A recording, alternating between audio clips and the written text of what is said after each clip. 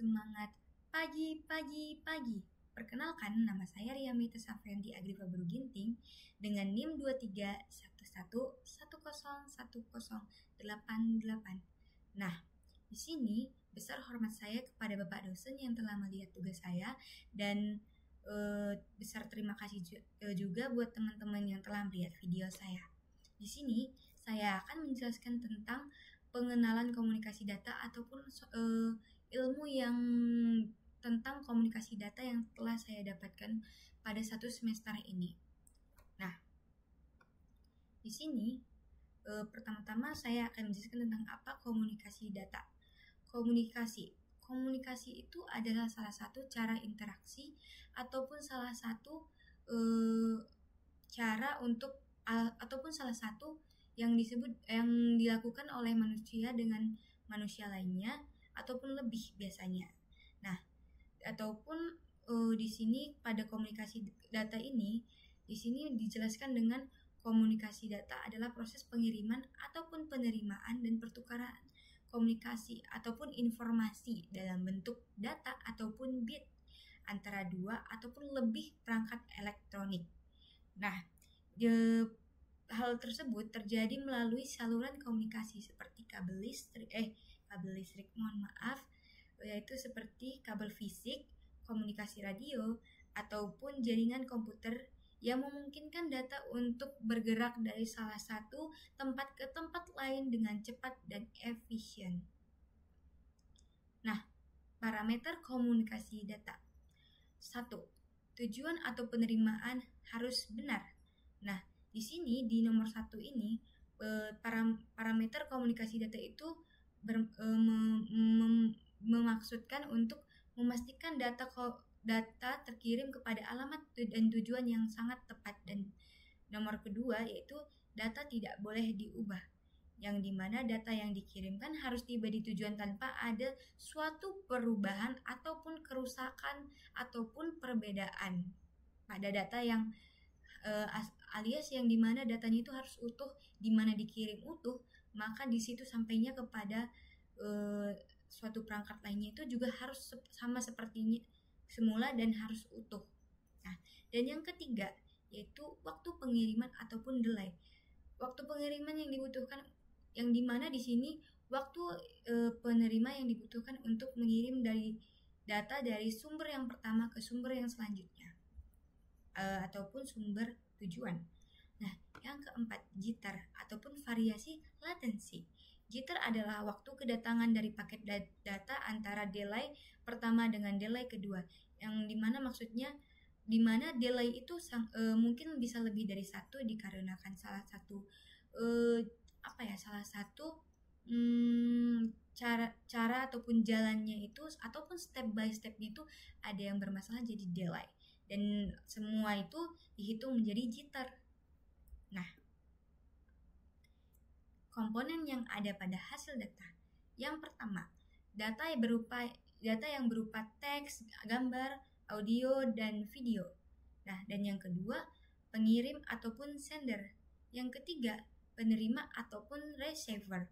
Yang keempat, media transmisi dengan kabel dan tanpa kabel. Yang kelima, protokol ataupun prosedur untuk mengirim data. Nah, komponen yang ada pada hasil data. Di sini sudah ada gambar komponen-komponen yang ada pada hasil data.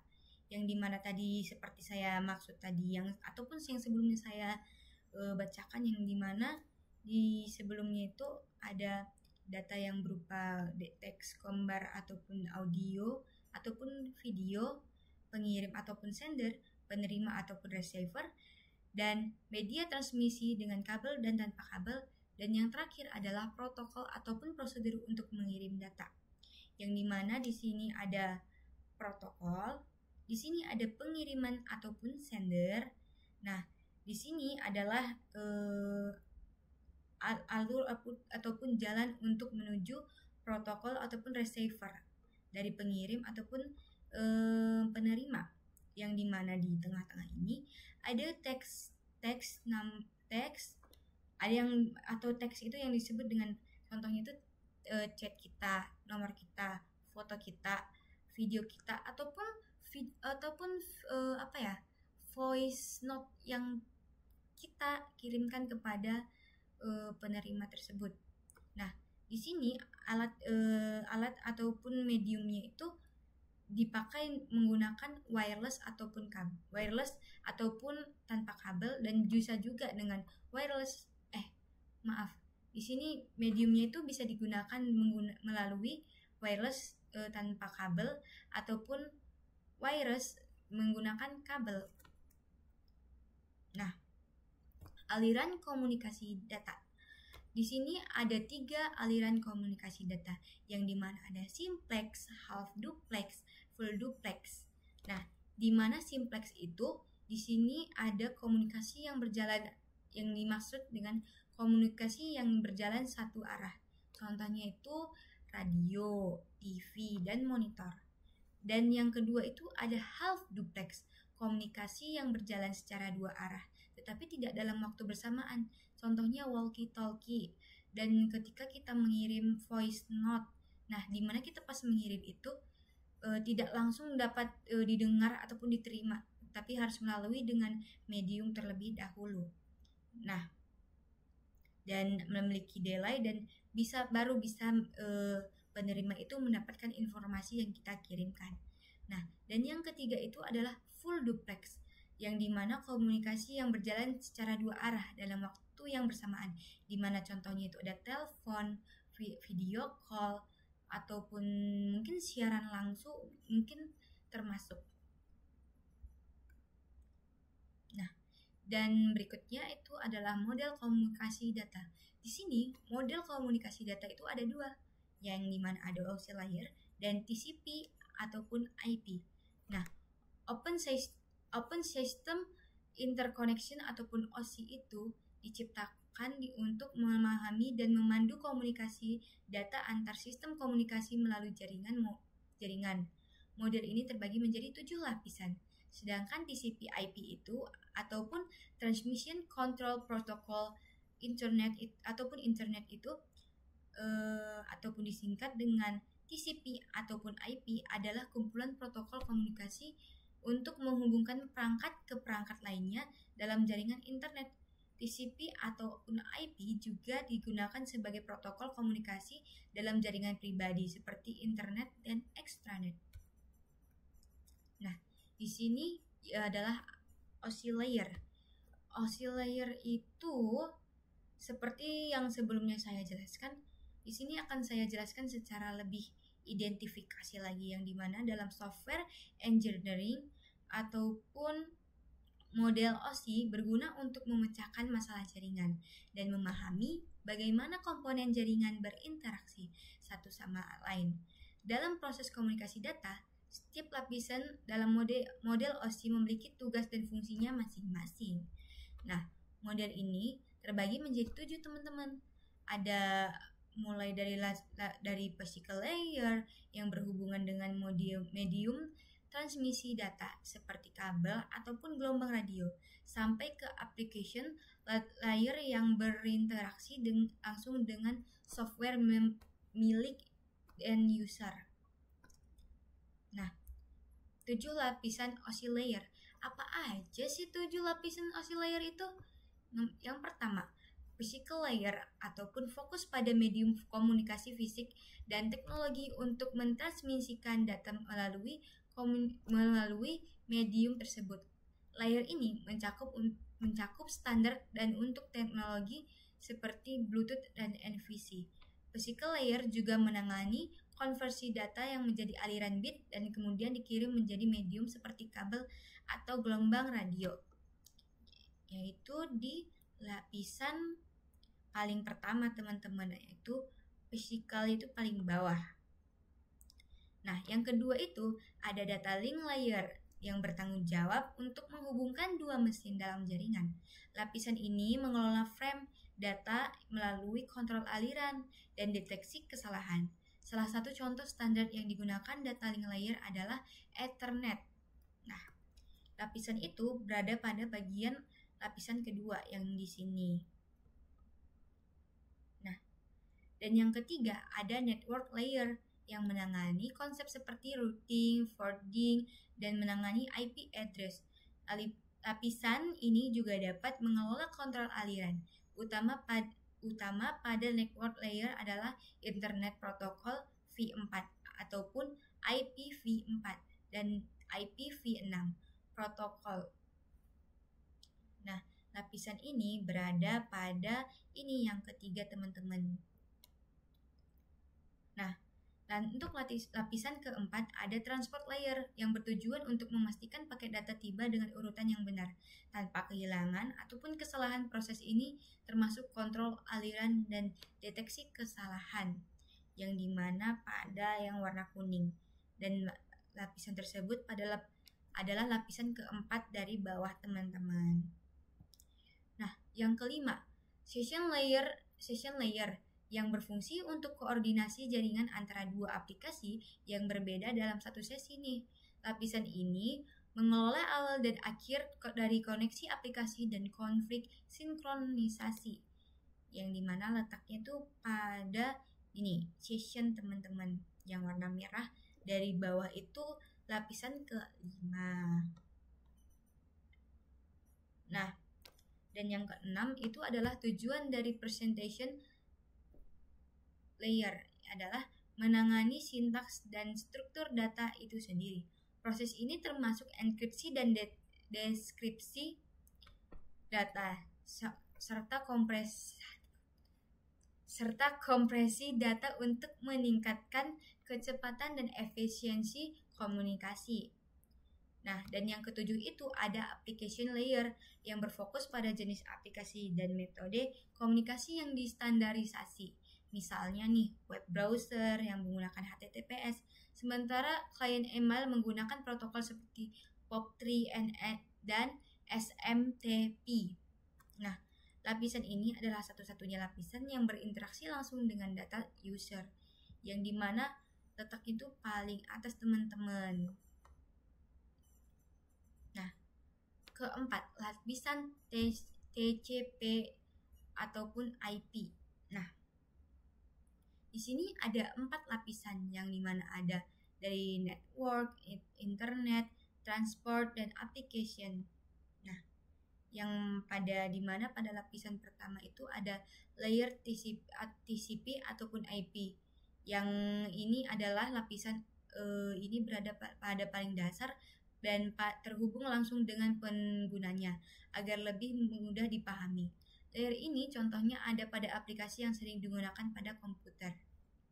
Letaknya itu di sini, teman-teman, yang warna biru.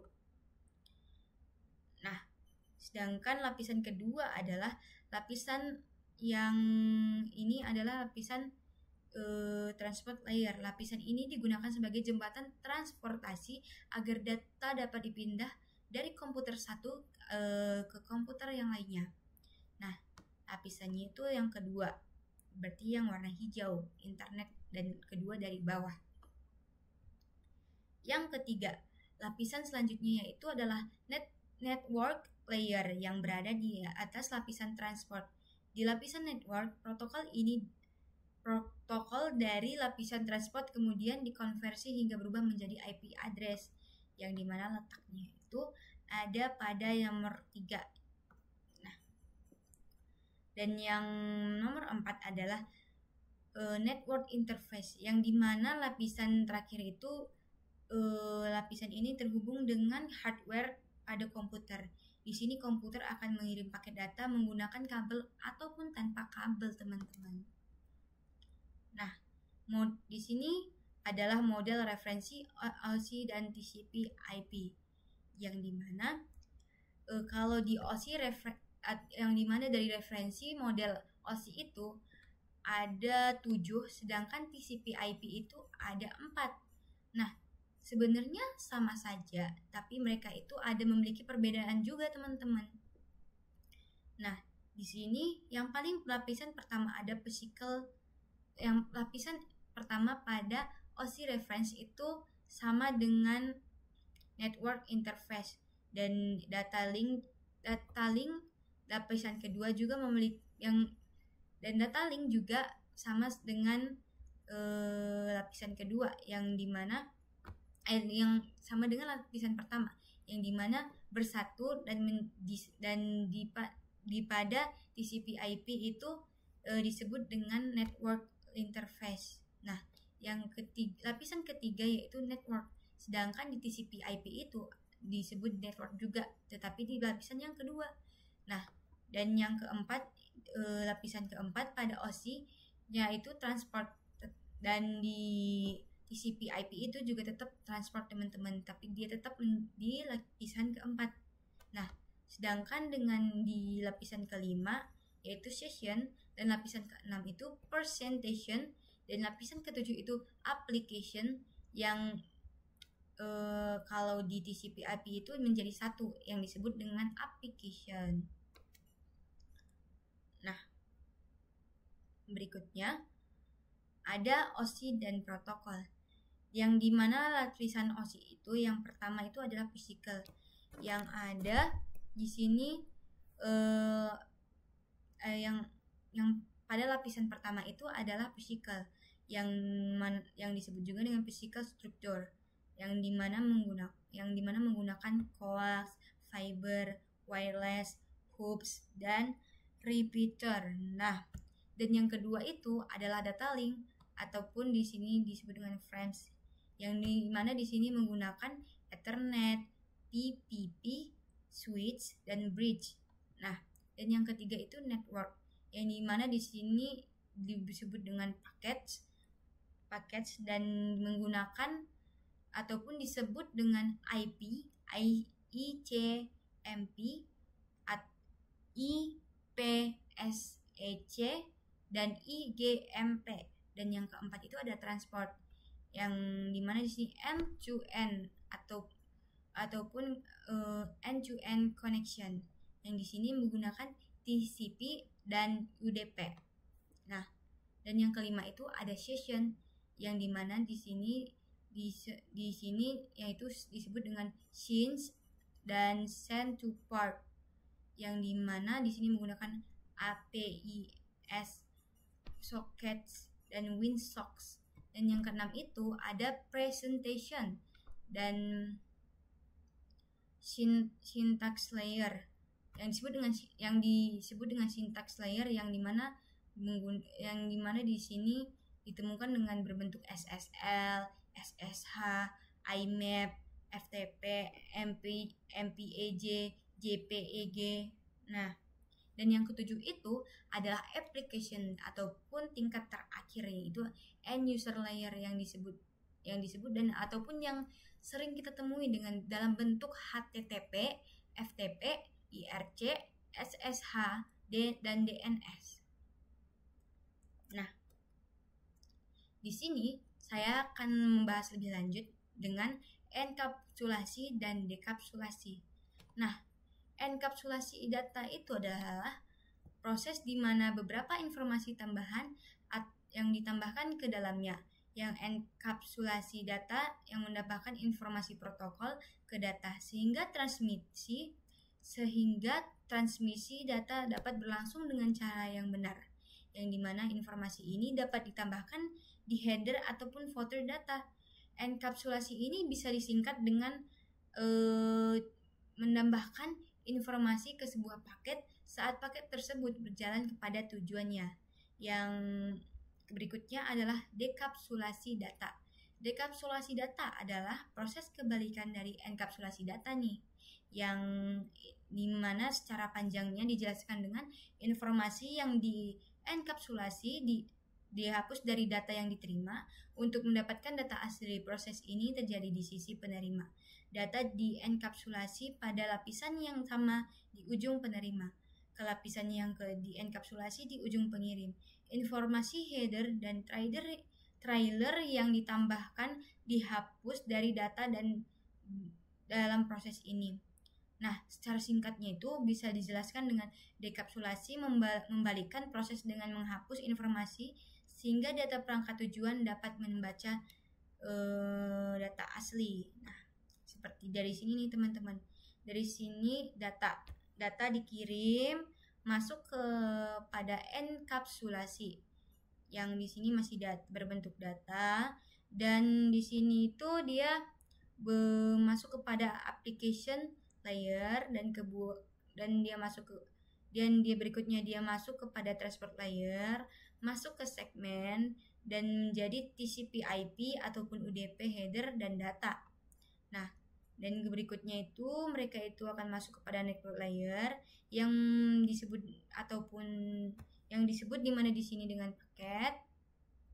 Nah, yang menjadi data TCP ataupun UDP header dan IP header. Nah, lalu mereka lanjut kepada data link layer yang di sini di mana menjadi data link, data TCP ataupun UDP header, IP header, data link yang bisa disebut dengan frame. Lalu mereka lanjut menjadi physical layer, di mana di physical layer ini sebuah data itu diubah menjadi bit. Lalu berjalan mereka masuk kepada denkapsulasi. Nah, denkapsulasi itu adalah kebalikan dari enkapsulasi, yang dimana tadi enkapsulasi itu dimulai dari application layer, sedangkan dari denkapsulasi itu dimulai dari physical layer lagi. Nah, lalu diubah menjadi dari bit menjadi data link layer, yang dimana ada data link yang urutannya itu data link, data, TCP ataupun UDP header, IP header, data link ataupun masuk pada frame. Lalu mereka melanjutkan perjalanan dan berubah lagi nih di network layer yang menjadi paket, yang dimana ada data, TCP ataupun UDP header, lalu IP header. Mereka melanjutkan perjalanan lagi dan masuk kepada transport layer, yang dimana di sini bisa disebut dengan segmen, yang berubah lagi nih, berkurang lagi menjadi data, TCP ataupun TCP/IP ataupun UDP header. Nah, di sini mereka akan diubah lagi menjadi data dan dengan memasuki application layer nih. Lalu mereka berubah menjadi data dan masuk kepada user. Nah, berikutnya application layer. Application layer protokol merupakan lapisan paling atas dari OSI, model dan transmisi kontrol ataupun protokol internet protokol ataupun TCP ataupun IP. Nah, lapisan aplikasi dalam model TCP ataupun IP dibuat dengan menggabungkan 3 lapisan teratas, yaitu application layer, presentation layer, dan session layer. Nah, berikutnya ada application layer. Nah, di mana jenis-jenis application layer itu ada ada 7 teman-teman. Ada 8 teman-teman. Yang dimana di sini dimulai dari protokol hypertext transfer protokol ataupun HTTP. Nah, protokol hypertext transfer protokol ataupun HTTP merupakan protokol yang digunakan untuk dokumen ataupun data transfer dalam World Wide ataupun WWW. Nah, dan yang kedua itu protokol hypertext ataupun transfer protokol secure, yang disingkat secara dan dibaca HTTPS pada biasanya teman-teman. Protokol ini merupakan versi aman dari HTTP, protokol komunikasi dari World Wide Web. Nah, dan yang ketiga itu ada protokol SMTP, Simple Mail Transfer Protocol, yang disingkat menjadi SMTP, merupakan salah satu protokol yang umum digunakan untuk mengirimkan email marketing di internet. Dan yang keempat itu ada POP3, Post Office Protocol 3. Nah, POP3 merupakan protokol yang digunakan untuk pengelolaan email.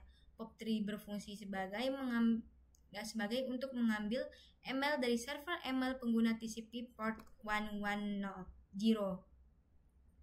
Nah, berikutnya itu ada File Transfer Protocol, yaitu FTP. FTP adalah protokol internet standar yang digunakan untuk mentransfer file berkas file komputer antar mesin-mesin dalam sebuah internet network. Nah, dan yang keenam itu ada Dynamic Host Configuration Protocol ataupun DHCP. DHCP merupakan protokol yang berbasis arsitektur klien ataupun di server yang dipakai untuk memudahkan melokasikan alamat internet protokol ataupun IP dalam satu jaringan. Dan yang ketujuh itu adalah Telecommunication Network ataupun Telnet. Telnet merupakan terminal interaktif untuk mengakses sebuah remote pada internet.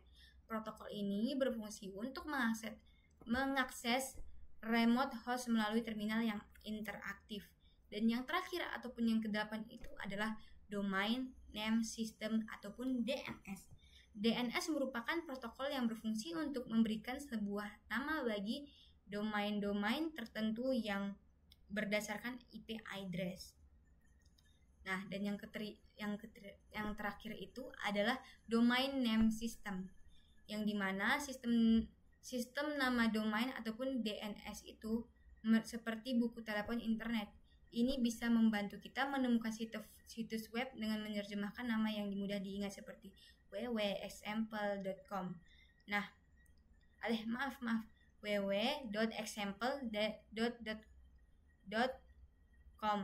Nah, ke dalam alamat IP numerik seperti 192.0.2.1 yang digunakan komputer untuk mencari lokasi satu sama lain di internet. Nah, berikutnya itu adalah ternyata udah selesai teman-teman. Di sini maaf apabila ada salah ucapan dan terima kasih telah menonton hingga selesai teman-teman dan sangat hormat kepada Pak dosen. Nah, di sini saya akan mempromosikan yang dimana Institut Teknologi Telkom Purwokerto itu akan berubah menjadi Telkom University. Nah, yang dimana sama seperti Telkom University yang lainnya tuh teman-teman. Teman-teman bisa bergabung segera dan terima kasih atas menonton video saya.